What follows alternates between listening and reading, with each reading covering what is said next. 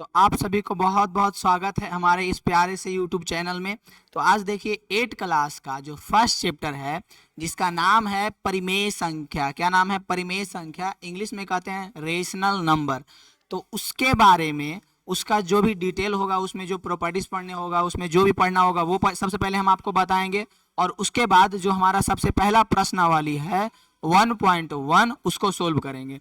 मतलब सिर्फ इतना समझिए कि ये पूरा का पूरा वीडियो देख लीजिएगा तो आपका पहला चैप्टर पूरा का पूरा कंप्लीट हो जाएगा। आपका जो पहला चैप्टर है 8 क्लास का। लेकिन एक जरूरी बात ये है, जो न्यू बुक आया है उसका है ये जो है। देखिए कॉन्सेप्ट तो वही है, जो पुराना में पढ़ना था वही पढ़ना है, लेकिन इस समय न्यू बुक में थोड़ा सा क्वेश्चन अलग अलग दिया हुआ है, थोड़ा इधर उधर दिया हुआ है, लेकिन चीज वही है लेकिन थोड़ा सा अलग दे दिया है। तो ये याद रखिएगा कि न्यू बुक का है, 8 क्लास का है। कौन सा चैप्टर है? तो चैप्टर 1 है। इतना खाली याद रखिएगा। समझ में आया?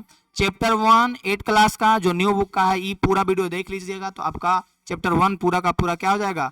कंप्लीट हो जाएगा। बस आपको मन लगा के देखना है, ध्यान से देखना है। समझ में आया? तो देखिए इसी के साथ हम आगे बढ़ते हैं। आगे क्या है जो बताते हैं।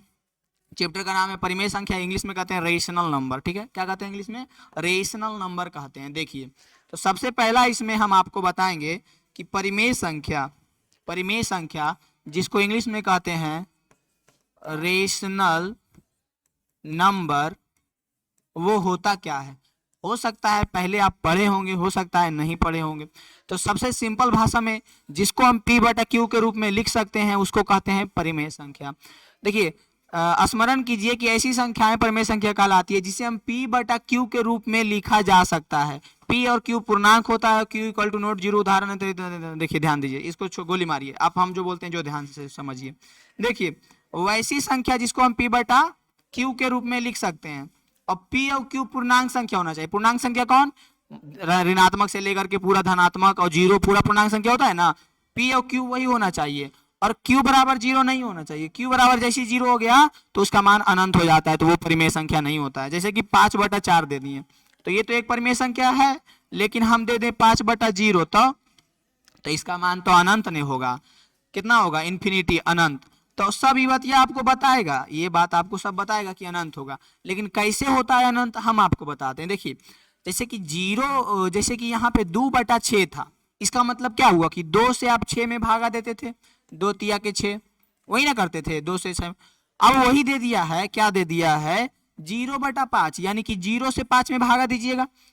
5/0 है, यानी कि क्या कीजिएगा? 0 से 5 में भागा दीजिएगा। तो ये तो पॉसिबल है, ये चीज पॉसिबल है। आप लगाइए तो एक बार में लगाइएगा तो अब भी जीरो आएगा। 5 बार में लगाइएगा, लगाइए 5 बार में लगाइएगा, जीरो। फिर ही 5 उतर जाएगा, फिर जो है वो 5 उतर जाएगा, फिर वो क्या हो जाएगा? 5 उतर जाएगा, उतर गया। फिर लगाइएगा, लगाइए, इनका बार में लगाइएगा, 5 बार में, फिर जीरो। तो अनंत कैसे आया? कहने का मतलब आप कितनों जिंदगी भर आप बैठ के लगाते रहिए इसको, तब वो ही नहीं कटेगा। कटेगा कहियो? बूढ़ा हो जाइएगा, मर जाइएगा, फिर से जन्म ले लीजिएगा, 7 जन्म ले लीजिएगा, 10 जन्म ले लीजिएगा, तब वही कटेगा। बताइए तो। यानी इसीलिए कोई भी संख्या को जीरो नीचे बटा में दिया जाता है तो इसीलिए उसका मान क्या होता है?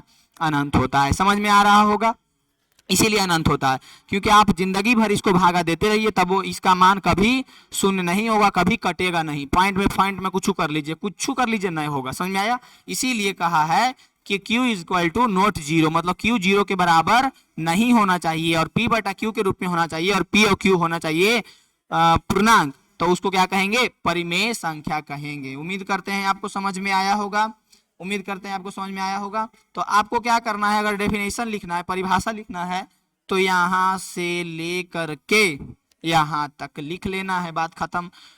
जिसे P/Q के रूप में लिखा जा सकता हो, जहां P और Q क्या है? पूर्णांक है, और Q equal to not zero, उसी को क्या कहेंगे? परिमेय संख्या कहेंगे। उदाहरण के लिए समझ जाइए, -2/3 दिया हुआ है, एक परिमेय संख्या। माइनस में और उसकी लेना देना है जी, नीचे में जीरो नहीं है जी, हाँ, तो ये परिमेय संख्या हो गया। 6/7 दिया हुआ है, परिमेय संख्या हो गया। 9/-5 दिया हुआ है, परिमेय संख्या हो गया। ये सब क्या दिया हुआ? उदाहरण के लिए दिखा हुआ। लेकिन अब अगर कोई बकलोलवा रहेगा, बनबोलवा रहेगा, तो कहेगा कि ई दू है, बात बताओ तो P/Q के रूप में न है, ये है परिमेय संख्या। तो कंटाप में मारेंगे चटाक से और फटाक से बताएंगे कि दू है, इसका मतलब नीचे एक नय है, बताइए तो, छिपा हुआ है, तब P/Q के रूप में नय है, बताइए तो यानी कि दू भी परिमेय संख्या होगा या नहीं, जो बताइए। उसके बाद वो ऐसा ही दे देगा -2, तो वो भी होगा। नीचे कुछ नहीं है तो एक है ना जी, नीचे कुछ नहीं है तो आपके मामा जी है ना, चाचा जी, हाँ है बिल्कुल, यानी कि ये भी परिमेय संख्या हो जाएगा। अब आप लोग बताइएगा, बताइए तो -9 परिमेय संख्या होगा कि नहीं? तब बोलिएगा बिल्कुल होगा, होगा कि नहीं जो बताइए। ऐसे ही पूछ देंगे 8/12 परिमेय संख्या होगा कि नहीं, तो कहिएगा बिल्कुल होगा। अब पूछ देंगे 2.5 परिमेय संख्या होगा कि नहीं, होगा। काहे होगा, पहले इसको पॉइंट को हटाएंगे तब नीचे जीरो से हटाएंगे, यानी कि हो जाएगा 25/10। होगा या नहीं बताइए तो? होगा। तो ये सब चीजें आपको ध्यान में रखनी है कि कौन से परिमेय संख्या होगा और कौन सा नहीं होगा। तो यहाँ तक हम उम्मीद करते हैं आपको परिमेय संख्या क्लियर हो गया होगा, और साथ ही में आपको क्लियर हो गया होगा कि कोई संख्या का नीचे अगर जीरो देते हैं, बटा में जीरो से भागा देते हैं तो अनंत क्यों आता है। क्लियर हो गया होगा इतना बात। तो ये मेन रूप से इस चैप्टर में ही पढ़ना ही है परिमेय संख्या के बारे में, ठीक है। तो यहाँ से आपको ये चीज क्लियर हो गया होगा। अब बढ़ते हैं हम आगे बढ़ते हैं। देखिए आगे क्या है, आगे देखिए क्या है। तो वो मूल रूप से आपको परिमेय संख्या जानना था ना। अब परिमेय संख्या जान गए और साथ में आपको प्राकृत संख्या किसको कहते हैं, पूर्ण संख्या किसको कहते हैं, पूर्णांक संख्या किसको कहते हैं, परिमेय संख्या किसको कहते हैं, ये सब चीज क्लियर है तो ठीक है, नहीं क्लियर है तो एक बार हिंट हम कर देते हैं, ठीक है। थोड़ा सा हम हिंट कर देते हैं, ठीक है। थोड़ा सा हिंट कर देने से क्या होगा कि आपका अगर क्लियर ना है तो क्लियर हो जाएगा। देखिए तो शुरू से चलते हैं। सबसे पहले है प्राकृत संख्या। सबसे पहले क्या है, प्राकृत संख्या। तो प्राकृत संख्या क्या होता है, देखिए प्राकृत संख्या क्या होता है, बचपन से हो सकता है आप पढ़े होंगे, सतमों में पढ़े होंगे, सतमों में भी, तो गिनती की संख्या को क्या कहते हैं, प्राकृत संख्या कहते हैं। इतना पढ़े होंगे तो गिनती की संख्या क्या, तो आप याद कीजिए कि कोई भी चीज आप गिने होंगे जरूर ना, कुछ भी चीज गिनने के लिए स्टार्ट किए होंगे तो कहाँ से स्टार्ट करते हैं, 0 से कि -1 से कि -2 से, तो कहिएगा नहीं 1 से स्टार्ट करते हैं। तो 1 से स्टार्ट करेंगे, इस प्रकार से गिनते जाएंगे गिनते जाएंगे गिनते जाएंगे अनंत तक। तो ये सारे संख्याएं को क्या कहते हैं, तो कहिएगा ये सभी संख्याएं को प्राकृत संख्या कहते हैं। समझ में आया। प्राकृत संख्या के बाद होता है पूर्ण संख्या। क्या होता है, पूर्ण संख्या। पूर्ण संख्या में क्या होता है, प्राकृत संख्या जो है ना बस उसी में जीरो शामिल कर देते हैं। क्या कर देते हैं, जीरो शामिल कर देते हैं। तो ये बन जाती है हमारी पूर्ण संख्या। क्या बन जाता है, पूर्ण संख्या। यानी 0 से 1 2 3 4 इस प्रकार से अनंत तक की संख्याओं को क्या कहते हैं, पूर्ण संख्या। इस प्रकार से थोड़ा थोड़ा याद रखिएगा, कुछ तो है ना, इसको प्राकृत इसको पूर्ण। पूर्ण के बाद, पूर्ण संख्या के बाद होता है पूर्णांक संख्या। क्या होता है, पूर्णांक संख्या होता है। तो पूर्णांक संख्या किसको कहते हैं, तो पूर्णांक संख्या आराम से, कुछ नहीं, एकदम कुछ नहीं। अभी 1 से स्टार्ट होकर अनंत तक गया ना, 0 से स्टार्ट होकर अनंत तक गया ना, लेकिन फिर सोचा कि 0 से पहले भी तो कुछ संख्या होगा, तो बिल्कुल होगा। तो क्या होगा, तो इधर हो जाएगा -5 -4 -3 -2 -1 0 1 2 3 4 5 इस प्रकार के संख्याएं को क्या कहते हैं, पूर्णांक संख्या कहते हैं। इधर वाला पूरा नंबर को कहते हैं निगेटिव नंबर। क्या कहते हैं, निगेटिव नंबर। हिंदी में कहते हैं ऋणात्मक संख्या। क्या कहते हैं, ऋणात्मक संख्या। इधर वाले सारे संख्याओं को कहते हैं धनात्मक संख्या। क्या कहते हैं, धनात्मक संख्या कहते हैं। और ई जो 0 है बीच बीचवा वाला है, बीचे वाला मतलब समझते हैं, कोई आदमी रहता है बीचे वाला, ना तो इधर के ना तो उधर के, वो बीचे में मजा लेते रहता है। जब लड़ाई होता है तो ना तो इधर के ना तो उधर के, वो बीचे में मजा लेता है। समझ में आया। तो ये 0 भी बीच में ही मजा लेता है। 0 को हम ना तो पॉजिटिव संख्या कहेंगे ना तो निगेटिव नंबर कहेंगे, ना तो पॉजिटिव नंबर ना तो निगेटिव नंबर। इसको न्यूट्रल नंबर कहते हैं। क्या कहते हैं, न्यूट्रल नंबर। समझ में आया। न्यूट्रल मतलब होता है कि ना तो इधर ना तो उधर, एकदम न्यूट्रल, आराम से न्यूट्रल। समझ में आया। तो इसको कहेंगे कौन नंबर, न्यूट्रल नंबर। इधर हो जाएगा निगेटिव, उधर हो जाएगा पॉजिटिव, धनात्मक और ऋणात्मक। तो ये हमारा पूर्ण संख्या हो गया। लेकिन पूर्ण संख्या के बाद एक और चीज आया। क्या आया कि इतना तक तो ठीक है, लेकिन अगर हम इस प्रकार से संख्याएं लिख दें तो इसको क्या कहेंगे, तो इसी को कहते हैं क्या, परिमेय संख्या। इसी को क्या कहते हैं, परिमेय संख्या। अभी आप लोगों को परिमेय तक पढ़ना है, जितना बताएं उतना पढ़ लीजिएगा ना, बस वह निहाल कर दीजिएगा। निहाल मतलब समझते हैं, परिमेय संख्या। तो परिमेय संख्या क्या होता है, जिसे P/Q के रूप में लिख सकते हैं। अब P और Q क्या है, तो P और Q पूर्णांक है। तो पूर्णांक है मतलब यही सब है, पूर्णांक दिख रहा है, यही सब है। और Q = नॉट 0, मतलब कि जीरो तो पूर्णांक है ना बउआ, तो इनका रहना बउआ ना क्यू बराबर जीरो ना लिहा। क्यों? क्योंकि क्यू बराबर जीरो लेंगे तो हम पहले आपको बता चुके हैं कि क्यू बराबर जीरो लेंगे तो क्या होगा, एकदम मर जाइएगा, बुढ़ा जाइएगा, 10 जन्म ले लीजिएगा, लेकिन कभी वो नहीं कटेगा। समझ में आया? उसके बाद क्या है, देखिए इतना समझ में आ गया होगा, प्रकृत संख्या पूर्ण संख्या। अब देखिए यहीं पे थोड़ा सा क्या चीज कह देता है, थोड़ा सा कह देता है कि एक काम करो, ये सब चीज तो ठीक है, अब आप बताओ कि दो प्राकृत संख्या, क्या दो प्राकृत संख्या का योग, दो प्राकृत संख्या का योग प्राकृत संख्या होगा, जो बताओ। यानी कि आपसे पूछ रहा है कि दो को प्राकृत संख्या को जोड़ो तो प्राकृत संख्या आएगा, तो सबसे पहले दो प्राकृत संख्या लो, प्राकृत संख्या दो लो, तो पहला हम प्राकृत संख्या दो ले लेते हैं, ठीक है। और एक और कोई प्राकृत संख्या लो, -2 प्राकृत संख्या है तो बोलिएगा न है, -2 न है, यानी एक और हम ले लेते हैं 4। अब इसको जोड़ के क्या आया, 6। अब जो आया है वो प्राकृत संख्या आया है या नहीं, तो बोलिएगा बिल्कुल है। अब दूसरा एग्जाम्पल लो, 3, एगो प्राकृत संख्या 3 और एक और प्राकृत संख्या 7 ले लेते हैं, तो जोड़ करके क्या आया 10। तो जो आया है वो प्राकृत संख्या है, तो बिल्कुल है। यानी कि इस प्रकार से आप एग्जाम्पल ले लेके देख लीजिएगा हजारों गो, तब भी दो प्राकृत संख्याओं का योग प्राकृत संख्या ही होगा। समझ में आया? फिर होता है कि दो प्राकृत संख्याओं का व्यकलन, क्या व्यकलन मतलब होता है घटाव, एगो वर्ड यूज होगा व्यकलन, मतलब होता है घटाव। क्या होता है, इसको मिटा देते हैं, नहीं समझ में आएगा नहीं तो। यानी कि दो प्राकृत संख्याओं को जब हम घटाएंगे तो क्या प्राकृत संख्या आएगा, तो घटा के देखिए, 4 -2 तो आया 2, हाँ बउआ ये तो प्राकृत संख्या आ गया। एक और ले लेते हैं, 2 -1, 2 तो प्राकृत संख्या है ना, एक तो प्राकृत संख्या है ना, दोनों को घटा रहे हैं तो -1 आ गया, नहीं +1 आया, बन रहा +1 आया, यानी कि ये भी प्राकृत संख्या। अभी तक तो ठीक चल रहा है मामला, कोई दिक्कत नहीं है। फिर ले लेते हैं 3 -7, अब छोटा में से बड़ा घटा रहे हैं तो जो आएगा वो माइनस में आएगा या नहीं, तो जैसे ही -4 आया तो -4 प्राकृत संख्या नहीं है, -4 है नहीं है। यानी कि यहाँ से हम कह सकते हैं, क्या कह सकते हैं कि दो प्राकृत संख्याओं का घटाव प्राकृत संख्या नहीं होगा। समझ में आया? इतना तक समझ में आ गया होगा।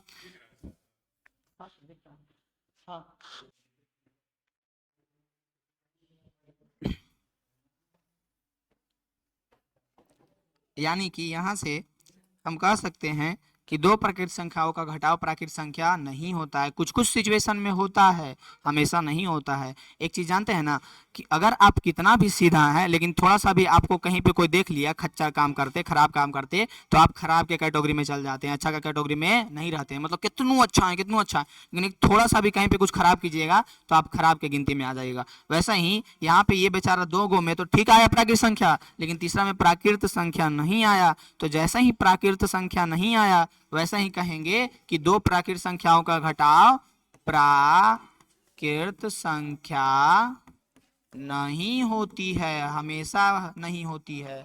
मतलब कि कुछ कुछ सिचुएशन में होगा और कुछ कुछ सिचुएशन में नहीं होगा। इसी प्रकार से देखिए, दो पूर्ण संख्याओं का जोड़, दो पूर्ण संख्याओं का घटाव, इसी प्रकार से दो पूर्णांक संख्याओं का जोड़, ये आप खुद भी कर करके देख सकते हैं। दो पूर्ण संख्या लीजिए, उसका योग कीजिए, देखिए पूर्ण संख्या आ रहा है कि नहीं। दो पूर्णांक संख्या लीजिए, उसका योग कीजिए, देखिए पूर्णांक संख्या आ रहा है कि नहीं। ये हम आपको होमवर्क भी देंगे। अभी यहाँ से आगे समझते हैं। देखिए इसके बाद क्या है हमारे पास, इसके बाद हमारे पास देखिए वही चीज है जो अभी बताए हैं, वही आ गया है। क्या आ गया है कि संख्याएं परिमेय संख्याएं, संख्याएं परिमेय संख्याएं। कैसे संख्या परिमेय संख्या, तो दो परिमेय संख्याओं का योग परिमेय संख्या होगा, तो ये बोल दिया है हाँ होगा। देखिए जोड़ लीजिए, जोड़ लीजिए दो को परिमेय संख्या।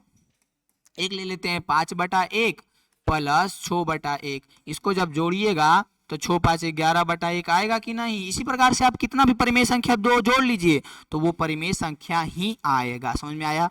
दो परिमेय संख्या कितना भी आप जोड़िएगा तो वो क्या आएगा, तो वो परिमेय संख्या ही आएगा। तो इसलिए यहाँ लिखा हुआ है। फिर व्यकलन मतलब होता है घटाव। व्यकलन मतलब क्या होता है, घटाव। व्यकलन मतलब घटाव होता है, यानी कि दो परिमेय संख्याओं का घटाव परिमेय संख्या आएगा कि नहीं। क्या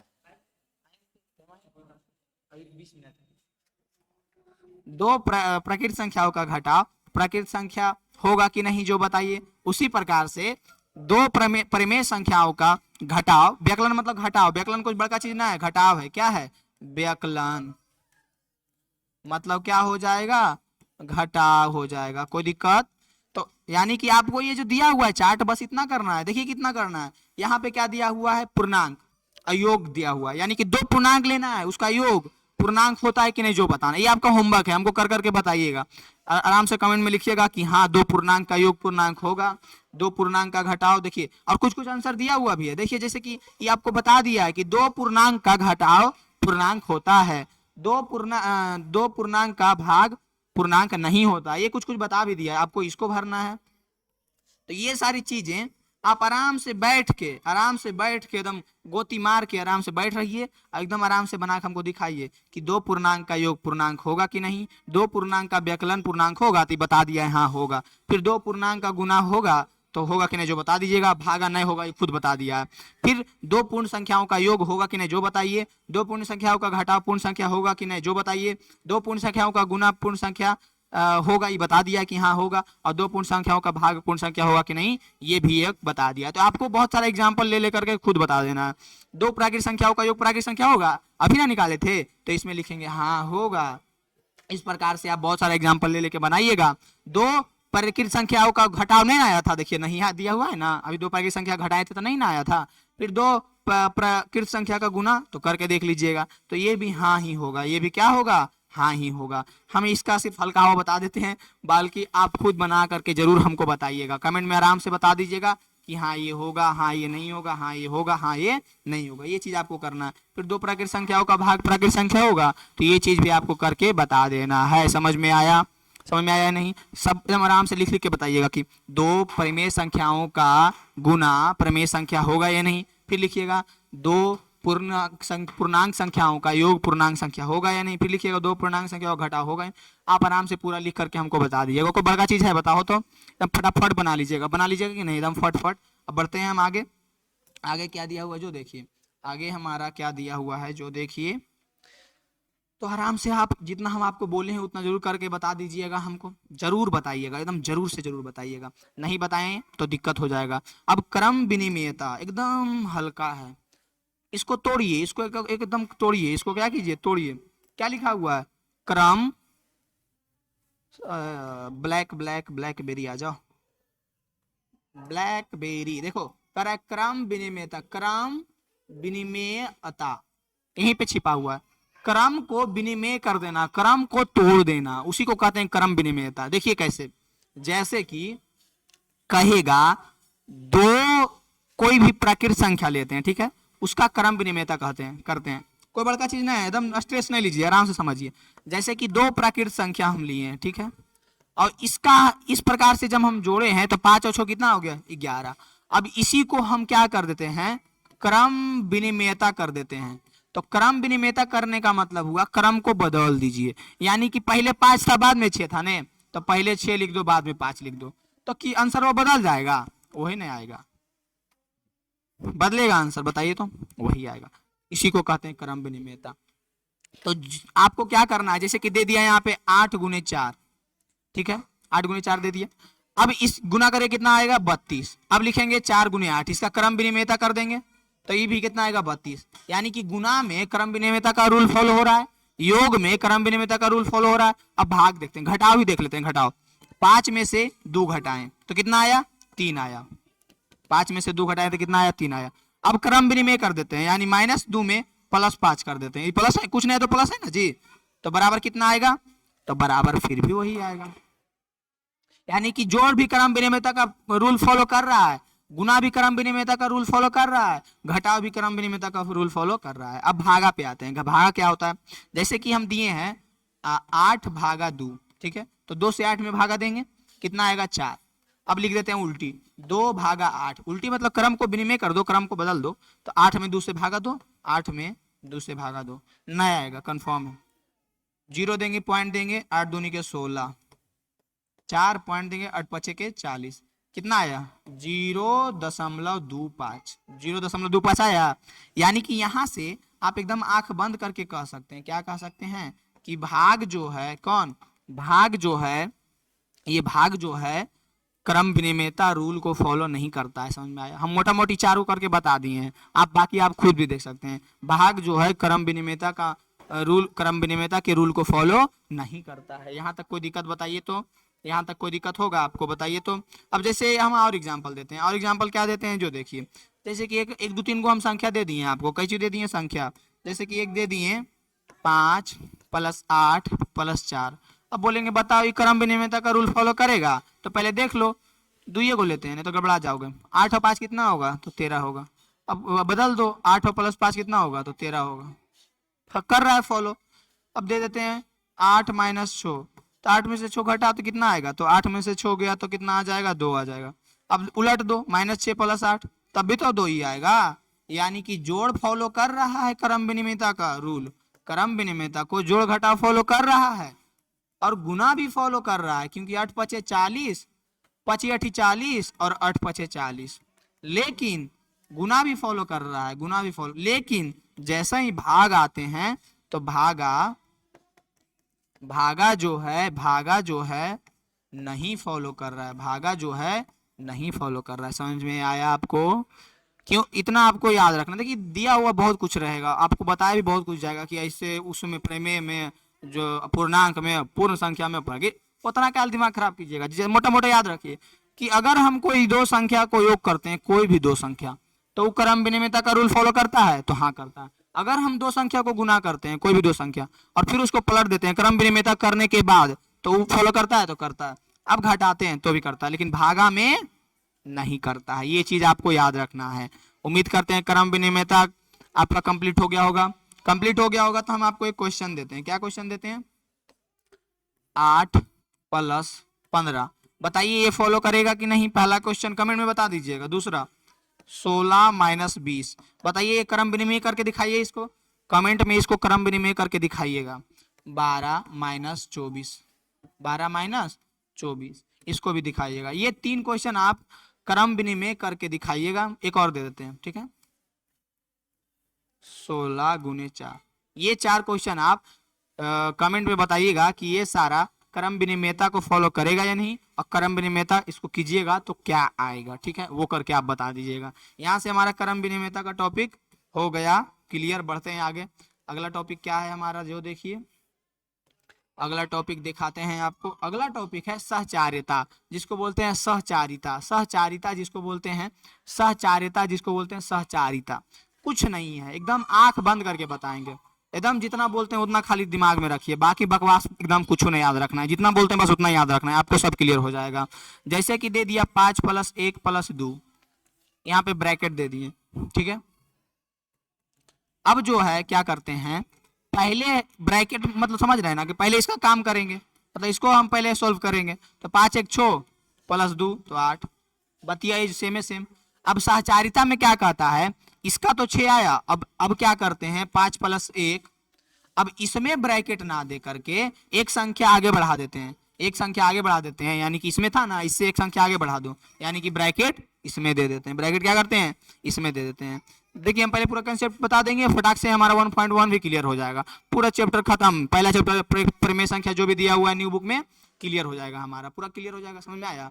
तो यहाँ पे यानी कि जब ये करेंगे तो ये करेंगे तभी तो सेम ही आएगा। 2 1 3, 5 प्लस 3 कितना आ जाएगा? 8 आ जाएगा। आएगा या नहीं जो बताइए? यानी कि दोनों सेम आया तो कहिएगा दोनों सेम आया। यही है, कुछ नहीं है, यही है सहचारिता, बस इतना ही है। आपको इतना ही याद रखना है। कितना याद रखना है कि a प्लस बी प्लस सी दिया हुआ रहे, ए बी में ब्रैकेट है तो a plus B plus C, B plus C में ब्रैकेट दे देंगे, दोनों क्या होगा? बराबर होगा। यही हमारा क्या है, सहचारिता का नियम है। समझ में आ गया होगा। उम्मीद करते हैं यहाँ तक सहचारिता तक आपको समझ में आ गया होगा। क्लियर समझ में आ गया होगा तो एकदम लाइक करते जाइएगा। अब इसके बाद बढ़ते हैं अगला टॉपिक है कि शून्य की भूमिका, मतलब कि ये शून्य है क्या, योग में इसका क्या योगदान है। तो सबसे सिंपल आपको याद रखना है कि शून्य को अगर हम कोई संख्या में क्या करें, जोड़े, तो वही रह जाएगा कि नहीं? या तो 5 में जोड़े तो वही रह जाएगा, मतलब कोई भी संख्या शून्य को हम जोड़ेंगे तो वही रह जाएगा। ये सिंपल सा बात है। जैसे -5 में अगर हम शून्य को जोड़ेंगे, 5/2 में अगर हम शून्य को जोड़ेंगे, तो सिंपल सा बस इतना कहना चाहते हैं। क्या कहना चाहते हैं कि शून्य को कोई भी संख्या में हम जब जोड़ेंगे तो वो जो है वही संख्या रह जाएगा कि नहीं, बताइए तो?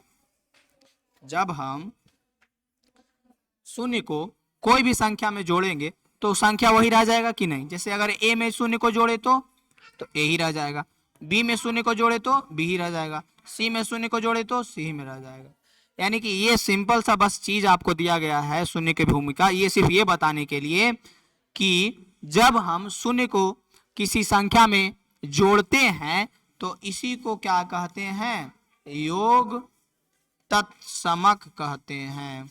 बस यही वर्डवा बतावे के चलते इतना किए हैं कि कोई भी संख्या में या कुछ में भी जीरो को जोड़िएगा तो वही रह जाएगा। जैसे कि समोसा, क्या आपका मौसा, समोसा, समोसा में हम जीरो जोड़ेंगे तो समोसा बदलेगा, समोसा तो समोसा ही रह जाएगा ना, बताइए तो। कुछ में भी जीरो को जोड़िएगा तो वो तो वही रह जाएगा ना, वो तो बदलेगा नहीं। तो इसी को क्या कहते हैं, योज्य तत्समक कहते हैं। क्या कहते हैं, तो कहिएगा योज्य तत्समक। बताइए तो यहाँ तक कोई दिक्कत। कुछ में भी आप जीरो जोड़िए तो वो तो वही रह जाएगा, इसी को योज्य तत्समक कहते हैं। इसी को क्या कहते हैं, तो कहिएगा योज्य तत्समक कहते हैं। यानी कि कोई भी चीज में जीरो जोड़ते हैं, समोसा या आपके मौसा में जीरो जोड़ते हैं तो वो तो वही ना रह जाएगा, वही रह जाएगा। तो इसी को कहते हैं योज्य तत्समक। समझ में आया कि नहीं। अब एक होता है शून्य के बाद शून्य का भूमिका तो पढ़ लिए कि आपके लाइफ में शून्य का भूमिका क्या है, योग के रूप में।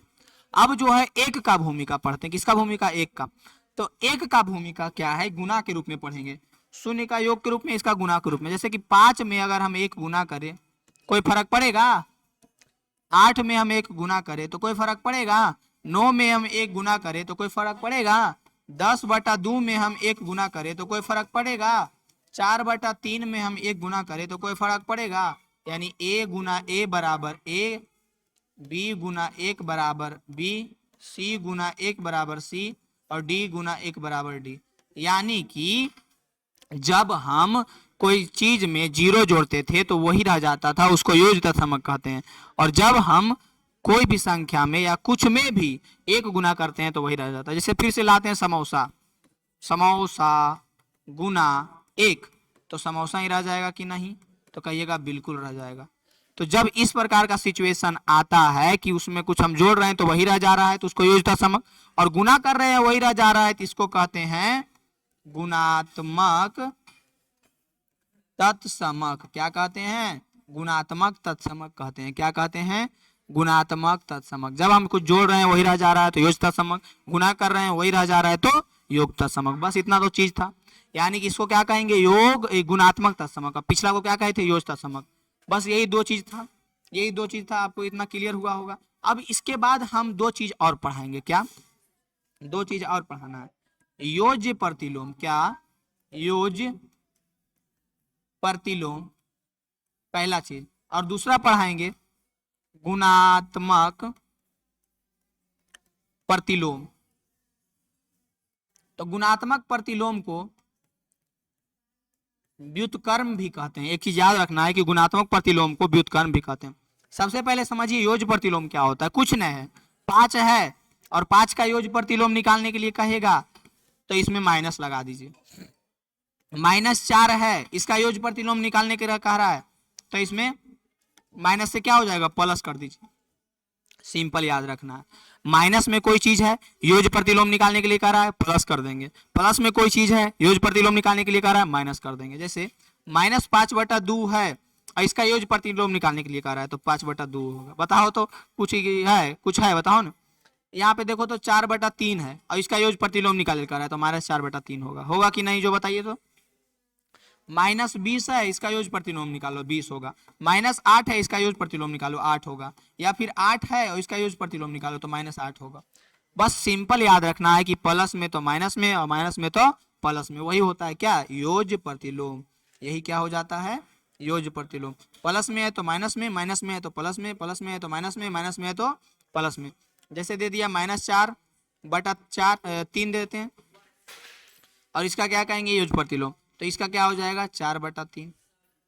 होगा या नहीं, बताइए तो, कोई दिक्कत। यानी कि जैसी बोल देगा योज्य प्रतिलोम, यानी कि जो दिया रहेगा प्लस में तो माइनस में और माइनस में दिया रहेगा तो प्लस में। इसके बाद है गुणात्मक प्रतिलोम। गुणात्मक प्रतिलोम या इसी को कहते हैं व्युत्क्रम। जैसे दे दिया 5/4 और इसका कहेगा कि गुणात्मक प्रतिलोम, तो कुछ नहीं, ऊपर लो नीचे, नीचे लो ऊपर, पलट दो, पूछिए पकड़ के पलट दो।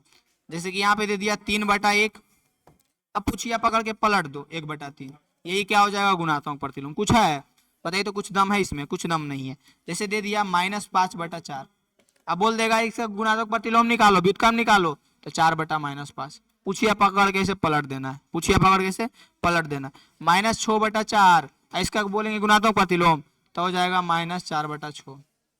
बताइए तो, बस तो इसको क्या करना है, कुछ भी दिया रहे उसको पूछिए पकड़ के पलट देना है, वही हमारा क्या हो जाएगा, गुणात्मक प्रतिलोम हो जाएगा। क्या हो जाएगा वही हमारा, जैसे कि दे देगा -20, कहेगा इसका गुणात्मक प्रतिलोम निकालो, तो नीचे कुछ नहीं है तो एक है बउआ, पलट दा 20, माइनसवा ऊपर प्लसवा, कोई दिक्कत नहीं, केजू लिखो। यानी कि आराम से आप इसको इस प्रकार से गुणात्मक प्रतिलोम कहते हैं, इस प्रकार से योज्य प्रतिलोम कहते हैं। उम्मीद करते हैं जितना हम कॉन्सेप्ट बताए हैं, कुछ था एकदम लॉलीपॉप था, कंप्लीट हो गया होगा। एक का भूमिका तो कंप्लीट हो ही गया है जी। आगे निकल जाओ, आगे निकल जाओ। परिमेय संख्याओं के लिए गुणन की योग पर वितरकता। देखो ये क्या है, वितरण नियम, इसको हम पुराने बुक में पढ़ाए थे, इसको कहते हैं वितरण नियम। शादी ब्याह में मर्गी उर्गी में गए हैं, पत्तल बांटे हैं, तो वही बांटने के नियम को क्या कहते हैं, वितरण नियम। देखिए जैसे कि दे देगा 5 × 6 + 4। देखिए यहाँ पे जो है आदमी बैठा हुआ है क्या, पत्तल लेकर के खाने के लिए, और आपको जाना है बांटने, तो वितरण नियम में कहता है कि बांट दो, सबको क्या करो, बांट दो। एक बार इसको इससे बांट दो, इसको इससे बांट दो, लेकिन क्या करेंगे गुना में। देखिए 5 × 6, बीच में प्लस है तो प्लस, और 5 × 4, यही हो गया वितरण नियम। कोई बड़का चीज है, यही क्या हो गया वितरण नियम। 6×5 = 30, 5×1 = 20, 50 आ गया। कुछ है वितरण नियम, बताओ तो। 40 है गुने 0 + 1 है। अब वितरण नियम क्या कहता है, जाओ उसके अंदर जाओ, जाकर के बांटो, तो बांटो 40 × 0 + 40 × 1। अब बताओ 0 से गुना होकर के तो हीरो हो जाएगा, और 40 × 1 तो 40 से हो जाएगा। यही हो गया वितरण नियम। कुछ है दम है कुछ इसमें, बताओ तो, कुछ दम है इसमें। वितरण नियम में बांट तो देना है, क्या करना है, बांट देना। यानी इसका जो मेन रूप है वो हम लिखा देते हैं। जैसे दे दिया A × B + C, तो वितरण नियम कहता है कि A × B, अब प्लसवा के प्लसवा, A × C, या फिर बीच में माइनस दे देगा कि A × B - C, तो कहिएगा A × B - A × C। यही हो गया हमारा वितरण नियम। बताइए तो, कोई बड़का चीज है? इसको तो ऐसे उठा के फेंक दीजिएगा, उठा के फेंकिएगा कि नहीं, बोलिएगा कि एक हाथ से उठा के फेंक देंगे, नहीं उठा के एक हाथ से फेंक दीजिएगा, कोई बड़का चीज है ना, एकदम उठा दीजिएगा। ये हमारा कंप्लीट हो गया, कंप्लीट हुआ या नहीं जो बताइए। अब कंप्लीट हो गया तो उड़ा दिए, देखिए कंप्लीट हो गया तो बन के उड़ा कि नहीं, फिर से उड़ाते हैं। देखिए ये हमारा कंप्लीट हो गया, तो इसको गुड्डी बना के इसे उड़ा देते हैं। इसको क्या करते हैं, एरोप्लेन बना के इसे उड़ा देते हैं। देखिए कंप्लीट हो गया, ये हमारा एरोप्लेन बन के हुई उड़ गया। नहीं दिखा, फिर से दिखाते हैं, देखिए फिर से दिखाते हैं। देखिए एरोप्लेन बना के उड़ाते हैं, देखिए फिर से इसको एरोप्लेन बना करके उड़ा देते हैं। देखिए उड़ जाओ, देखिए उड़ गया। अब देखिए आगे बढ़ते हैं, बहुत एरोप्लेन उड़ा लिए। अब हमारा प्रश्नावली आ गया 1.1, 2-3 गो क्वेश्चन है, इसको भी बना के उड़ा देंगे, देख लीजिएगा। कोई बड़का चीज है, कह रहा है निम्नलिखित में प्रत्येक गुण अंतर उपयोग किए गए गुण धर्मों का गुण लिखिए। पीछे जो इतना हम भूखे हैं, इतना आपको गुण बताए हैं, वही बताना है कि इसमें किसमें कौन सा गुण यूज हुआ है। पीछे जो इतना हम भूख भूख के आपको गुण बताए हैं ना, जो हम इतना गुण बताए हैं भूख भूख के, यही आपको बताना है कि कौन सा गुण उपयोग हुआ है। जैसे कि पहला क्वेश्चन है, तो पहला में आपको बताना है कि कौन सा गुण उपयोग हुआ है। तो हम पहले बताए थे कि जब 1 से गुना करते हैं कोई संख्या में, और 1 से गुना करने के बाद वही रह जाता है, तो इसको क्या कहते हैं, 1 से गुना करने पर इसको कहते हैं गुणात्मक तत्समक। क्या कहते हैं, गुणात्मक तत्समक कहते हैं या नहीं, इसको सुंदर से लिख देते हैं। जब हम कोई संख्या को 1 से गुना करते हैं और वही रह जाता है, तो इसको हम बताए थे ना अभी, क्या कहते हैं, गुणात्मक तत्समक कहते हैं। कोई दिक्कत बताओ तो, उड़ गए कि नहीं, पहला उड़ गए कि नहीं, उड़ गए कि नहीं, एकदम उड़ गया जी। कुछ हुआ है, जब हम कोई संख्या को 1 से गुना करते हैं वही रह जाता है, उसी को कहते हैं गुणात्मक। बार बार रिपीट कर रहे हैं, जब हम कोई संख्या को 1 से गुना करते हैं वही रह जाता है, उसी को गुणात्मक तत्समक कहते हैं। अब देखिए ये क्या दिया गया, जो देखिए पहले दिया गया था -13/17 गुने -2/7, -2/7 गुने -13/17। देख किया क्या है, बस इधर से उधर कर दिया। जब इस क्वेश्चन को ध्यान से आप देखिएगा, दूसरा को बस इधर से उधर कर दिया, बस क्रम को बदल दिया है। जैसे हम कहेंगे क्रम को बदल दिया है, यानी क्रम विनिमेयता है। क्या है, क्रम विनिमेयता। क्रम विनिमयता का रूल को फॉलो किया है, क्योंकि क्रम को क्या कर दिया है, बदल दिया है, विनिमय कर दिया है, तो इसी को कहते हैं क्रम विनिमयता। क्या कहते हैं, क्रम विनिमयता कहते हैं या नहीं। यानी पहला था गुणात्मक तत्समक, दूसरा कौन सा है, तो क्रम विनिमयता रूल को फॉलो कर रहा है। देखिए जी, इधर था, अब पलट दिया, जैसे कि 5 गुने 4 है, इसी को लिख दिया 4 गुने 5, क्रम को बदल दिया है, यही हो गया क्रम विनिमयता। अब देखिए तीसरा क्वेश्चन, तीसरा में क्या दिया हुआ है, जो देखिए -19/29 था और 29/19 कर दिया। देखिए तो अब गुना करके, पहले ई था, पहले ई था, अब पूछिया पकड़ के उलट दिया। देखिए तो पूछिया पकड़ के उलट दिया, तो इसको हम बताए थे ना, पूछिया पकड़ के उल्टे वाला को कोची कहते हैं, तो कहिएगा बिल्कुल बताए थे। इसको कहते हैं गुणात्मक प्रतिलोम। क्या कहते हैं, गुणात्मक प्रतिलोम, या फिर इसी को कहते हैं व्युत्क्रम। क्या कहते हैं, व्युत्क्रम। क्या कहते हैं, व्युत्क्रम। देखिए तो पूछिया पकड़ के खाली उलट दिया है, तो इसी को कहते हैं व्युत्क्रम, या इसी को गुणात्मक तत्समक कहते हैं। उम्मीद करते हैं कोई दिक्कत नहीं हुआ होगा। कोई दिक्कत होगा, पहला हमारा कंप्लीट हो गया। एक लास्ट क्वेश्चन है, एक लास्ट क्वेश्चन है, वो काल बचेगा, उसको भी उड़ा देते हैं। उड़ जा सिम सिम उड़ जा, उड़ जा उड़ जा, हाँ आ गया। दूसरा क्वेश्चन देखिए आ गया, बताइए कौन सा गुणधर्म की सहायता से इतना इतना इतना को इतना। देखिए ये भी एकदम हल्का है, चटनिया है, साचारता का नियम पालन है बउआ, कुछ नहीं। कह रहा है कि बताइए कौन से गुणधर्म की सहायता से इतना इतना इतना को इतना इतना इतना कर दिया गया है। देखिए इतना इतना इतना कितना कितना कितना है, कह रहा है कि 1/3 गुने 100 गुने 4/3 को क्या कर दिया गया है, तो 1/3 गुने 6। अब देखो ओढ़ौना उड़ावल है बउआ, ओढ़ौना ओढ़ौना उड़ावल है, ओढ़ौना देखबो गौर से, देखबो तो पता चलतो ओढ़ौनमा। हम बतैलियो हल कि 1 + B और +C रहेगा, पहले इसको उड़ा दिए, और A + B + C रहेगा, बाद में इसको उड़ा दिए, तो इसी को कहते हैं सहचारिता नियम। क्या कहते हैं, सहचारिता नियम। यानी गुना में भी लागू होगा, A गुने B गुने C है, पहले इसको उड़ा दिए, और फिर क्या किए, नहीं तुम दो चदरिया चदरिया दो, हम उसको उड़ाएंगे। अब फिर क्या किए, फिर हम ठंडा के दिन आ गया है तो BC को उड़ा दिए, पहले AB को उड़ाए और फिर BC को उड़ा दिए, इसी को कहते हैं सहचारिता का नियम। इसी को क्या कहते हैं, तो ये कौन सा रूल पे है, तो कहिएगा सहचारिता, या इसी का दूसरा नाम है सहचारियता। सहचारिता क्या है, तो कहिएगा ये सहचारिता का है। बताइए कौन सा गुणधर्म है, तो कहिएगा सहचार, क्योंकि ओढ़ौना ओढ़ावल है, पहले देखो ये बेचारा एकल्ले है, एकरा उड़ैल के, अब फिर देखो एकरो ठंड वाला लगले तो एकरा उड़ा दिल के, समझ लो। देखिए क्या किया गया है कि 1/3 गुने 6 गुने 4/3 था ना, फिर पहले ये इसको उठाया था, फिर गर्मी लगा तो ये बोला ना इसको उठा दो, ठंडा लग रहा है इसको, बस इसी को कहते हैं सहचारिता का नियम। पहला चैप्टर में मात्र इतना ही क्वेश्चन था, उम्मीद करते हैं आपको पूरा समझ में आ गया होगा। अब जो मेन पॉइंट है एक बार हम उसको रिपीट कर देंगे और हमारा पूरा एक्सरसाइज कंप्लीट हो गया। यहाँ ये पूरा पढ़ लिए, पूरा आपका परिमेय संख्या क्लियर, पूरा एक्सरसाइज बन जाएगा। कोई दिक्कत बताइए तो। अब यहाँ पे हम लास्ट जो है उसको बता देते हैं। लास्ट क्या है, लास्ट जो है उसको बता देते हैं। लास्ट है, देखिए क्या चीज है, घूम घूम के आ गया कि परिमेय संख्या का योग एवं व्यकलन गुण सक्रिया के अंतर्गत सम्मिलित है। मतलब कि जब परिमेय संख्या का, दो परिमेय संख्या का योग करेंगे या दो परिमेय संख्या का हम घटाव करेंगे तो और गुना करेंगे तो वो जो है परिमेय संख्या आएगा, तो बोलिएगा बिल्कुल आएगा। योग और गुणन की सक्रिया, क्रम विनिमय सहचार्य पढ़े हैं ना जी, क्रम विनिमय यानी क्रम को बदल देना, सहचार्य पढ़े हैं ना, उड़ाना उड़ाए हैं दुगो के। परिमेय संख्याओं के लिए परिमेय संख्याओं का शून्य योज तत्समक, योज तत्समक अभी बताए हैं, 0 जिसमें क्या करते हैं जोड़ते हैं वही रह जाता है योज तत्समक। गुणात्मक तत्समक किसको कहते हैं, एक गुना करते हैं वही रह जाता है गुणात्मक तत्समक। वितरकता किसको कहते हैं, देखिए वितरण का नियम, ए था BC था, फिर AB से गुना हो गया, वित बांट दिया, AC से बांट दिया, इसी को कहते हैं वितरकता का नियम। तो यहाँ पे आपको हम उम्मीद करते हैं कि कोई बड़का चीज नहीं था, पूरा कंप्लीट हो गया होगा। मेनली आपको सहचारिता का नियम याद रखना है, और क्या याद रखना है, क्रम विनिमय का याद रखना है, और क्या याद रखना है, गुणात्मक प्रतिलोम और योग प्रतिलोम याद रखना है। इसके अलावा तो कुछ और है भी नहीं। इसके अलावा कुछ है, एक वितरकता का नियम है, वितरकता वितरण नियम जिसको कहते हैं वितरण नियम। A से B गुना किए, A से C गुना किए, AB + AC। तो यहाँ तक हमारा पहला चैप्टर जो था, पहला चैप्टर कंप्लीट हो गया। उसके बाद उसमें पहला एक्सरसाइज जो था 8 क्लास का कंप्लीट हो गया, यानी न्यू बुक का जो हमारा था एक्सरसाइज वो भी कंप्लीट हो गया।